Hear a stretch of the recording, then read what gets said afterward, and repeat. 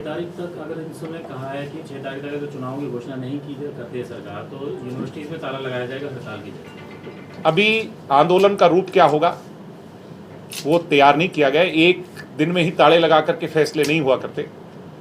हमें स्टूडेंट्स के बीच में जाना है। नई पीढ़ी यूनिवर्सिटीज़ में कॉलेजेस में आ चुकी है। उन लोगों का कॉन्फिडेंस जीतना है जो हमने पहले जीता। अब दोबारा जाकर के जीतेंगे, उनसे चर्चा करेंगे, वो चाहते हैं तो उनका साथ लेंगे और सरकार के सामने लेंगे। सरकार पीछे क्यों हट रही है चुनाव करवाने से? ये तो सरकार के प्रतिनिधि बता सकते हैं। मैं सरकार का प्रतिनिधि नहीं हूँ और मैं तो अब तो छात्र नेता भी नहीं हूँ, अब तो इनसो में भी नहीं हूँ। मगर जब था तो मैंने आपके साथ मिलकर के इसकी लड़ाई लड़ी थी। आपको याद होगा सरकार नहीं मानती थी, मगर वो कहते हैं कि महात्मा गांधी के देश में डेमोक्रेटिक तरीके से किए हुए प्रोटेस्ट की ताकत बहुत बड़ी होती है।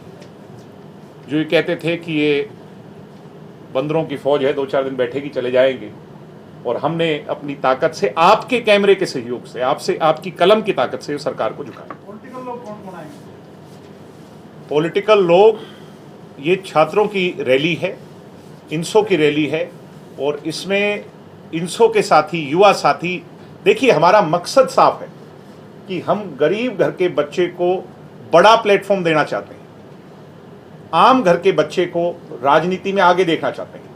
इसलिए अगर बहुत सारा जमावड़ा पॉलिटिशियंस का हो जाएगा तो उन बेचारों की आवाज़ नहीं आगे उठ पाएगी। तो हमारा प्राइम मोस्ट मकसद जो है वो उन्हीं की आवाज़ को उस बड़ी रैली से मौका देने का है।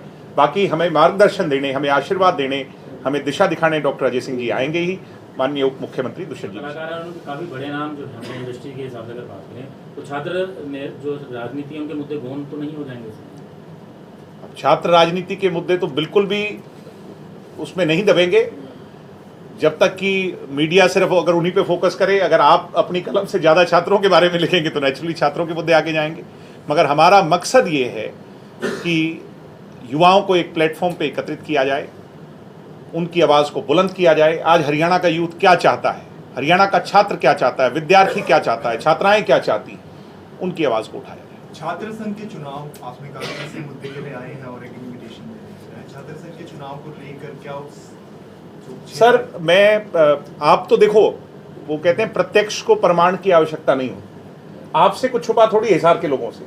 नोटिफिकेशन है सरकार की, और नोटिफिकेशन पर सरकार अगर अब कदम नहीं आगे बढ़ा रही, पीछे कोविड था, 2 साल नहीं, मैं बिल्कुल, हाँ जी बिल्कुल शामिल हैं।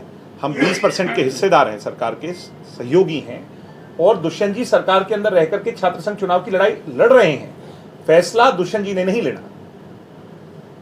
इसलिए मैं ये कहना चाह रहा हूं कि सरकार अपने वादे को पूरा करे। हम कोई ज्यादा नहीं चाहते, हम तो सिर्फ इतना चाह रहे हैं कि सरकार का जो वादा आपके सामने 2018 में ईमेल के माध्यम से लेटर जारी हुआ था, माननीय मुख्यमंत्री जी और शिक्षा मंत्री जी तत्कालीन रामविलास शर्मा जी दोनों ने कमिटमेंट किया था प्रत्यक्ष छात्र संघ चुनाव का। उसको मेरा सवाल आपसे, आगामी चुनाव लड़ने की संभावना है आपकी हिसाब से? सर, चुनाव तो पार्टी लड़ाती है और हम पार्टी के कार्यकर्ता हैं।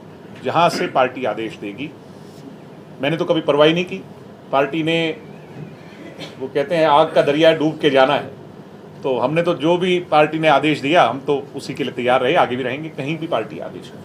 आपने जिक्र किया था छात्राओं को लेकर जिक्र किया है, लेकिन छात्राओं की अगर युवा में बात करें, मेन जेजेपी में बात करें, महिलाओं की भागीदारी बहुत कम नजर आती है। जो नेताओं की अगर बात करें, अरे मैं तो हैरान हूं कि आपने भैया मेरे से ऐसा प्रश्न पूछा। दुष्यंत जी ने 50% हिस्सेदारी, राजनीतिक आरक्षण, इस हिंदुस्तान में 27 विधानसभा हैं, पहला राजनीतिक आरक्षण दुष्यंत जी ने दिलाया है 50% महिलाओं को।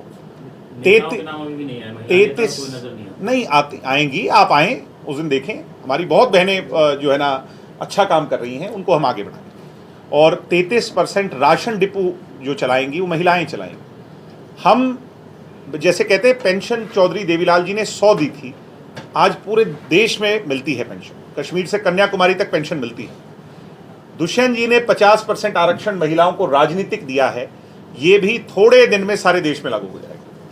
ये जो लॉ जलाई है ये क्रांति बन जाएगी। वीडियो वायरल हो रही है, उसमें 10% के बिना कोई फाइल पास नहीं होती, आरोप लगाते नजर आ रहे हैं आप पर। मैं, वो मेरे से छोटे हैं, मेरे बहुत प्यारे भाई हैं, मैं उन्हें बहुत प्यार करता हूं और इससे ज़्यादा मैं उनके लिए कुछ नहीं कहूँगा। वो अच्छा राजनीति में कामयाब हों। एक उन्हें बड़ा होने के नाते सिर्फ यही कहूँगा कि अगर कोई फैक्ट्स हैं, आप विरोधी राजनीतिक दल में हैं तो फैक्ट्स जनता के सामने रखें। पढ़े लिखे समझदार लोग बिना तथ्यों की कोई बात नहीं किया करते।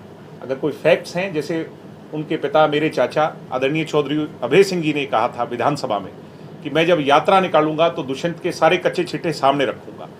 कुछ प्रॉपर्टी लैंड यहाँ की आपके हिसार की भी बताई थी, जिस पे गबन उनने हमारे पर ये लगाया कि हमने किया, तो कहा था कि मैं वो सारी रजिस्ट्रियाँ सामने रखूंगा, इनके नाम सामने रखूंगा। आज तक ऐसा कुछ नहीं आया।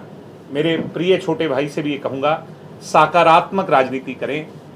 अभी आप नए हैं, हम भी नए हैं, अभी लोगों को सकारात्मकता सुननी है आपसे। चौधरी देवीलाल जी का आप खून है, नकारात्मकता नहीं सुननी। नेगेटिव पॉलिटिक्स को लोग डिसलाइक करते हैं।